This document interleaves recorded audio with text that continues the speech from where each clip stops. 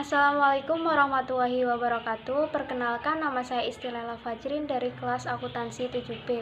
Saya akan mempresentasikan mengenai permasalahan GCG yang ada dalam perusahaan BUMN. Saya akan menjelaskan permasalahan yang terjadi pada PT Krakatau Steel Persero Tbk.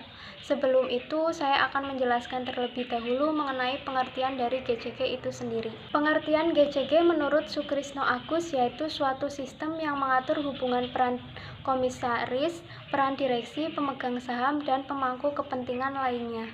Yang kedua, selanjutnya saya akan menjelaskan tentang sejarah PT Krakatau Persero Tbk.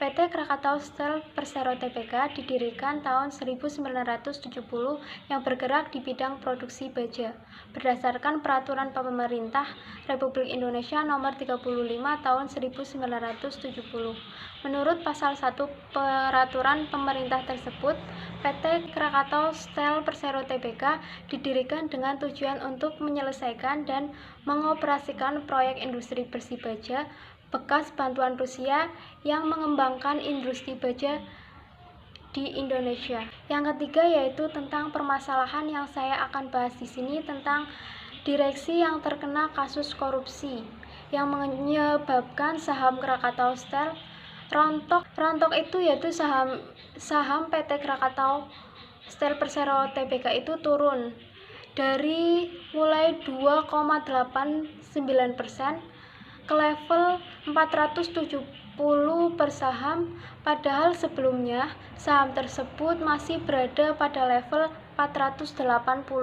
Penurunan harga saham terjadi usai kasus suap salah satu direksi perusahaan yang terungkap pada Jumat tanggal 22 bulan 3 malam hari. Direktur tersebut yaitu Direktur dari Teknologi dan Produksi Krakatau Steel Persero Tbk, yaitu atas nama Wisnu Kunchoro yang menjadi salah satu tertangkap pada Komisi Pemberantasan Korupsi dalam operasi tangkap tangan. Dalam penangkapan tersebut, Wisnu tak sendiri, 5 orang lainnya juga menjadi target KPK dalam OTT tersebut, yakni Hermanto, manajemen Blast Furniture Krakatau Steel.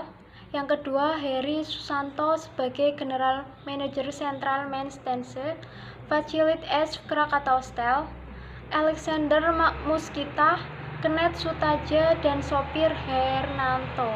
Namun tak semuanya yang ditangkap malam itu menjadi tersangka. Hanya 4 orang yang ditetapkan menjadi tersangka, yaitu Wisnu sebagai terduga penerima serta Kenet dan Kurniawan Edi Cokro sebagai terduga pemberi suap. Dugaan suap dilakukan untuk menjalankan proyek pengadaan barang dan peralatan Direktorat Teknologi dan Produksi Krakatau Steel masing-masing bernilai 24 miliar dan 2,4 miliar. Untuk itu, perusahaan perlu bangkit untuk menciptakan tata kelola atau good corporate government. Hal ini demi menarik kepercayaan pasar kembali terhadap manajemen perusahaan. Untuk itu, PT Krakatau Steel Persero Tbk melakukan pembenahan dalam aspek good corporate government dan mendorong implementasinya pada setiap lini bisnis guna mempercepat transformasi BUMN yang bersih. Hal ini pun sebagai upaya dalam menindaklanjuti Surat Edaran Menteri BUMN Nomor SE2 MBU 07 2019 tentang pengelolaan BUMN yang bersih melalui implementasi pencegahan KKN dan penanganan benturan kepentingan serta penguatan pengawasan intern.